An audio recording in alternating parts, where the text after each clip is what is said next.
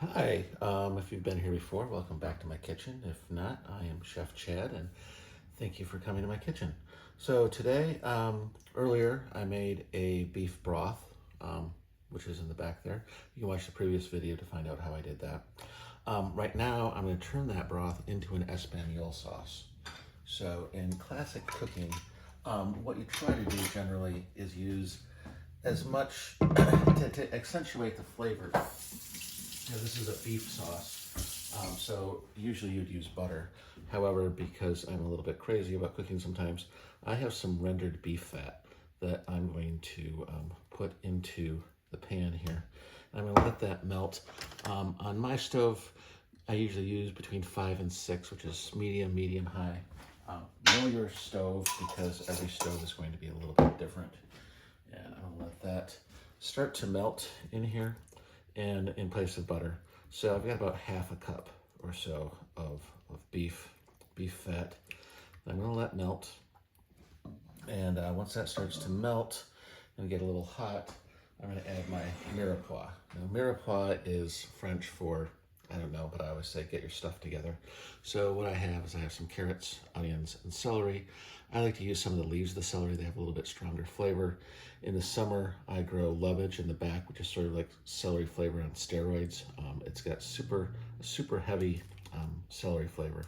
So we're gonna dump all of that in here, and we're gonna start to simmer that.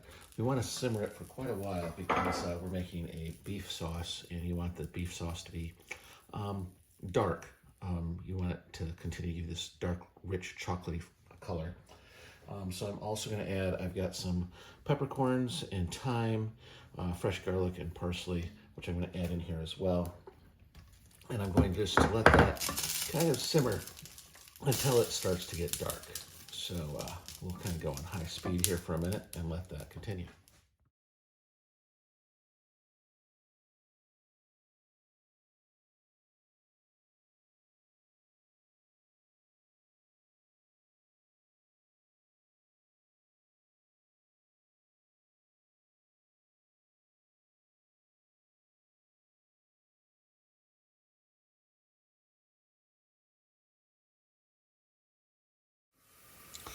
Okay, this has been sauteing, simmering, whatever you want to call it, in oil for about 12 minutes, I think. I forgot to look at the clock at the beginning. But you can see some of the garlic is definitely starting to turn brown. The carrots are, the onions are completely opaque. So all of those flavors and everything has been dissolved into that oil now. There's still some of the vegetables that we're going to continue to process and get, but now I'm going to add about a half a cup of flour. Now the flour with the oil is going to make a roux. Generally it's half, technically I think it's supposed to be half and half by weight, but by volume is pretty close. It's a little loose, but I'm going to let this cook for a little while. And what we want to do is we want to get this to get a nice dark brown. Because the browner this is, the browner our finished sauce is going to be, the more flavor we're going to get. Now, you could probably, because I'm going to end up with about 2 quarts of stock with half a cup of flour, not quite enough to thicken it, especially because the longer the flour cooks, the less its thickening ability is there. However, the sauce I'm going to let simmer to the desired consistency, so I can always reduce then. Another thing you may have noticed, I haven't added any salt yet. There are lots of thoughts on that. If you watch the previous video, there's no salt in my broth. So there were some chefs that said if you haven't added broth by now, you ruined the whole thing. Others say you can add it at the end. My mom was a registered nurse and always warned me against putting too much salt in things because of hypertension and high blood pressure, etc., etc., etc. So I found myself generally adding salt closer to the end of the cooking period. You can always let it cook for another 10 minutes or so to let the salt fully develop in the thing. Also, if I added salt when I started the broth, by the time I reduced the sauce, and then eventually we're going to make a demi-glace, you know, you're condensing it, and that salt never goes away. So you end up with a lot more salt than you may have intended. So I'm going to let this cook on high speed just for a little bit, and you'll see it start to brown.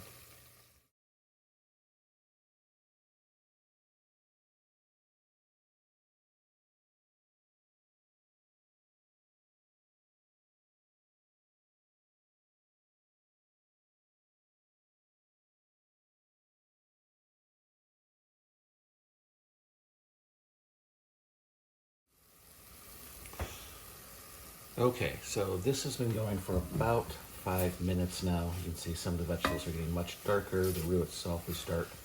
When I first went into high speed, it was at what you would call a white roux, which you could use for a bechamel sauce or a cream-based sauce, one of the 5 mother sauces. Then about 2 minutes ago, it was more of a blonde, and now it's a nice dark roux. The blonde you use for a velouté, which is generally chicken, but can also be veal. So now, before this gets much darker, which we're turning into a Cajun roux, I'm going to add about a little more than half a cup of red wine. And the red wine's going to do 2 things. It's going to add some liquid in there. I'm also going to add a little bit of acidity so I can kind of start to scrape up some of those pieces down at the bottom. Now you'll see that the flour is thickened up. And now I can pour in the broth and pour all this in here and let this mix and thicken.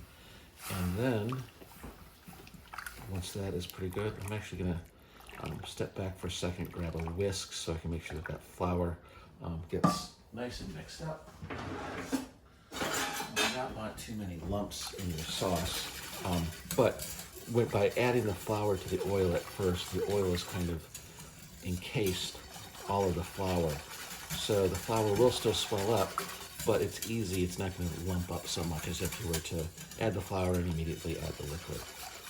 Also, the cooking it, like I said, added some darker color. And then, so we've got a nice, I'm going to leave that in there. We've got a nice, thick, rich sauce, which as it boils will start to thicken due to the power of the flour. I'm also going to add a little bit of this. If you watched the earlier videos, you may have noticed this in the background. This is some tomato sauce that I made from garden tomatoes last year. I used about 6 cups of tomatoes, half a cup of white wine, a pinch of salt, and I let that cook down to a sauce, which I then canned in a pint jar. So 6 cups of tomatoes came out to about 2 cups of tomato sauce, which I have now reduced even further by just letting it simmer on the stove for a while. And I'm just going to add maybe a quarter cup, half a cup or so of that to there, and this will be our Espagnole sauce. It will need to simmer and thicken for just a couple hours. So again, I'm going to turn this on simmer, and then we'll be back when it's done, maybe an hour and a half. So I will be back. Okay, we're back, and the Espagnole sauce has actually been about 2.5 hours. I got distracted talking to my kids, but this is just about perfect. It's a very nice glossy. You can see the oil gives it a nice gloss. And what we're going to be doing from here is filtering it because we still have all of those aromatics and things in there. So we're going to filter this through here. I did end up adding the rest of the tomatoes as they reduced just because I didn't really have anything else to do with tomato sauce, or tomato paste.